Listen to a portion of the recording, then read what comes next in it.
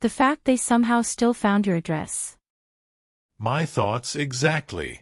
The incident occurred at April 22, 2026, when my brother is currently in my Google account for no apparent reason. They think he might be using my account, but I have proof that my account only belongs to me. The thing is that the password I used moments ago have been changed, and so does my phone number, and the recovery email of what was once used was gone.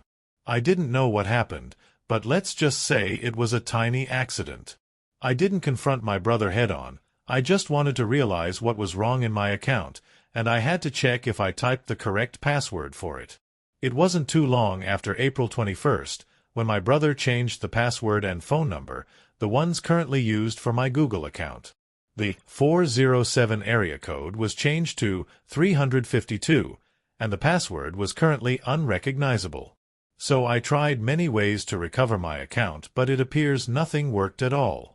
I then tried to send a verification code belonging to that phone number, but to no avail. It seems nothing worked as well. We've made a lot of waiting, from 48 hours per 2 days to 72 hours per 3 days, 48 hours again, 72 hours again, until I've recently realized the URL link to recover my account was completely broken. I had no choice but to add an existing account for many reasons. I didn't realize something was off on my Google account. Maybe it was because my brother is currently using my Google account for recovery? I really don't rightly know. Exactly. I didn't remember the exact time and date that actually happened. A tiny accident? So does that mean is your brother being accused of misinformation clarifying you are the owner of your Google account? Sounds rare to me. I wasn't involved in the April 22nd incident. Why are you everywhere? I don't know. I saw one user replying in the comments section, and I think I might react to one. Anyway, beats me. I wasn't involved in that incident as well. Is your brother somehow a little bit deranged about why your account was locked out of your computer or device? I mean, look at yourself. You still have your own YouTube channel, and your Google account remains intact. You still had your phone number changed, and so does your password, and I was irrelevant to that of the April 22nd incident. I wasn't there, you know.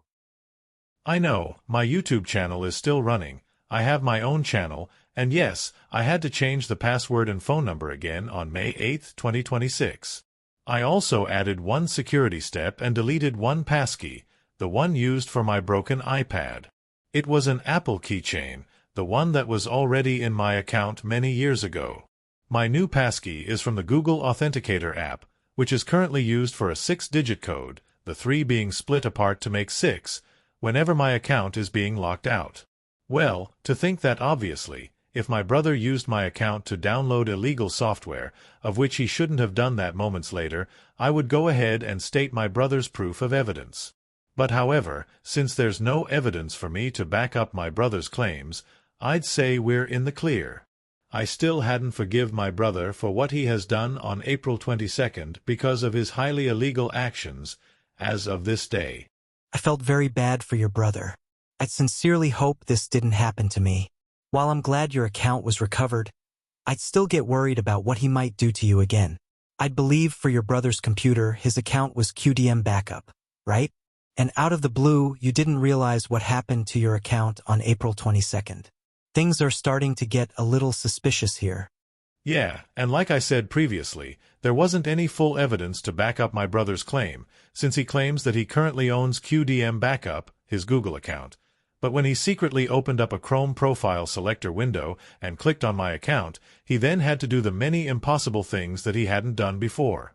I told him 3 days later, April 24th, that I had to make sure my account is just as the way it was before, but a moment after that, it wasn't like that right before he changed at least 2 of those things, my password and my phone number, via personal information. It was from my Google account if you hadn't recognized that. I'd wanted to handle revenge for my brother just because he'd wanted to download something that was believed to be a virus, but it wasn't solved at all. Frankly, if he hadn't had the Avira security software built in on his laptop, then the problem would have been solved at this moment. Or if I'd had to monitor every single move he did while trying to download the app, this situation could have been prevented by all means necessary. It wasn't that long right until May 8th, for my account was fully recovered from a 72-hour suspension period. So, yes, there wasn't all that much to say. I didn't know, right?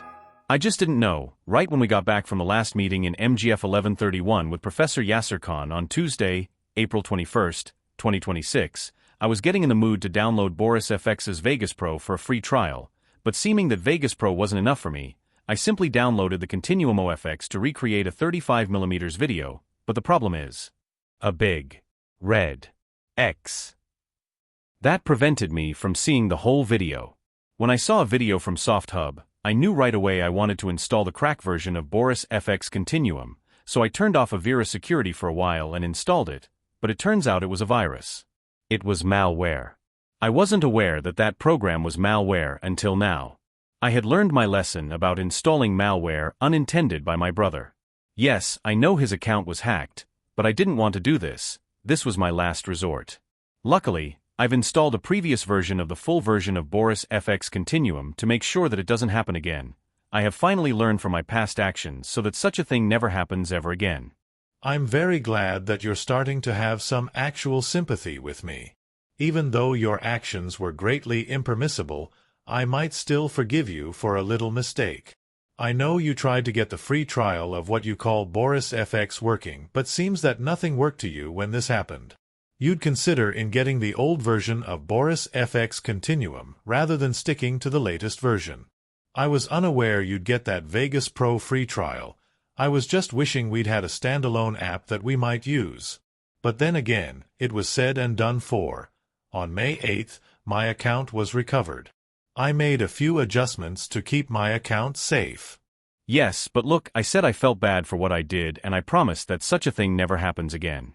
From this point onwards, I'll be very careful when seeing a computer program that could potentially cause a virus to my computer. I know it sounds mistakenly awful, and yes, I should be able to blame you for your constant actions firsthand. Because of my account being locked out for about a month, I could have never go back to making videos on YouTube again or just see my photos on Google Photos. But, seemingly as if you're apologizing to me about what you did last April 22nd, it appears that I might be able to 100% receive a bit of trust one had from you. Just remember, if you try to download something you need to provide special effects to your videos, try not to change my personal info. That's the danger zone.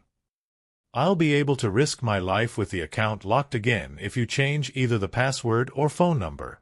Please remember this the next time you are likely wanting to add effects to your video.